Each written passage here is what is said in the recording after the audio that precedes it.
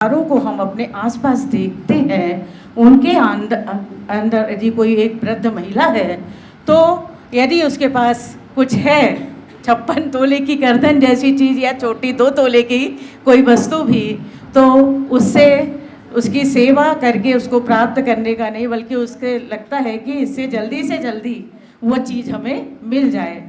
क्या हमारे पात्र कुछ ऐसा करके अपने घर की स्थिति को सुधारने की बजाय कर्म करके या कुछ अर्जन करके उसी करधन के पीछे पड़े रहते हैं? सबके टारगेट में, सबके केंद्र में एक 56 तोले का करधन है। एन केन प्रकारेण वह प्राप्त हो जाए तो ये चीज़ हमारी अच्छी हो जाएगी, हमारा घर अच्छा हो जाएगा, हमारे यहाँ ये वस्तुएं आ जाएंगी। यह संकीर्ण सोच प्राय मिलता है।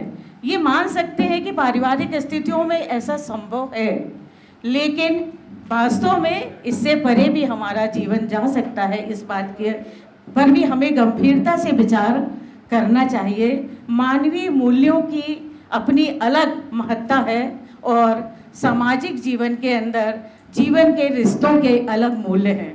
उन मूल्यों को भी हमको नज़रअंदाज नहीं करना चाहिए। कभी कभी हम अज्ञानतावश, अशिक्षावश या सामाजिक लोक में जो परिचालित होती हैं स्थितियां, धारणाएं, उनके बस हम अपने ही घर के पात्रों को में एक अलग संरचना कर लेते हैं। जैसे कि दादी के प्रति धारणा कि वो कोई अलग है, मतलब वो तो जादूगरनी, इस टाइप की धारणा, यह बहुत गलत धारणा है। इससे जो निगलेक्ट होता है परिवार का सदस्य, कहा जाता है कि जिसके बारे में जो सोचा जाए वो वैसा बनने लगता है। वह स्थिति परिवारों में आपको कई जगह देखने मिलेगी, यह सच है।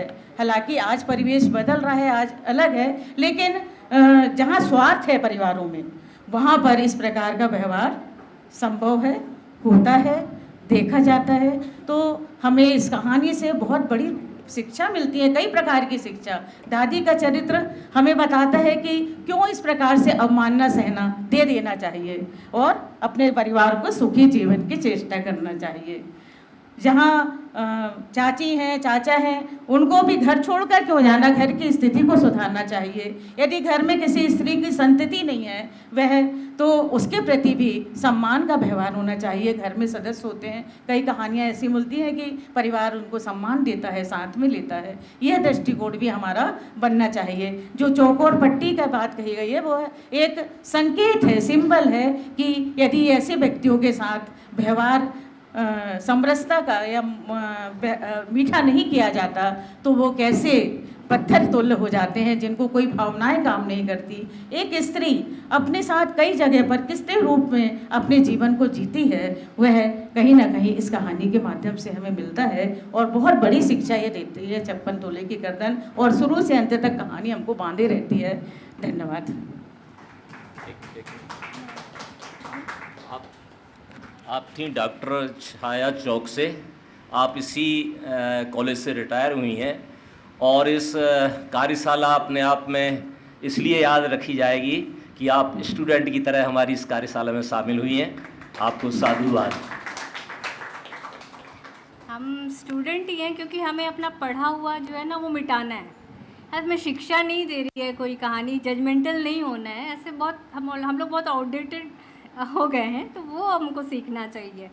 तो खैर, एक बात जो महत्वपूर्ण इस कहानी के लिए छूट गई थी, जिसके लिए हमने अलग से एक सत्र रखा है। हमारे जो रिसोर्स पर्सन है महेश कटारे जी, वो तो इस बात के लिए जाने ही जाते हैं कि कहानी में लोक कैसे चला आता है, और जो प्राचार्य जी हैं वो कल कहानी में लोक इस विषय पे वो बात भी करेंगी। तो इस कहानी में भी हम देखते हैं कि उदय प्रकाश जी कैसे उस चीज़ को, लोग हमारे यहाँ पारस पत्थर, अमृत, या वो ऐसा होता था ना कि किसी राक्षस की जान जो है वो तोते के हाँ गर्दन मरोड़ो, तो ऐसा जो है कोई जादुई, हाँ, या मार्केस की बात हो रही थी, तो कैसे कहानी में ये भी आ जाता है लोक कथाओं की बात। तो उस पर भी हमारा सेशन है और जिस पे हम कल बात करने वाले हैं। तो अब हम आते हैं कि हमने तो इतनी सारी बातें की, अब हमारे जो प्रतिभागी हैं वो क्या लिखेंगे। तो आपको नोट्स मिले हुए हैं कहानी लेखन पर, आप देख सकते हैं चाहे तो। सबके पास फोल्डर है। तो इसमें एक साथ आप निकाल लीजिए सब लोग।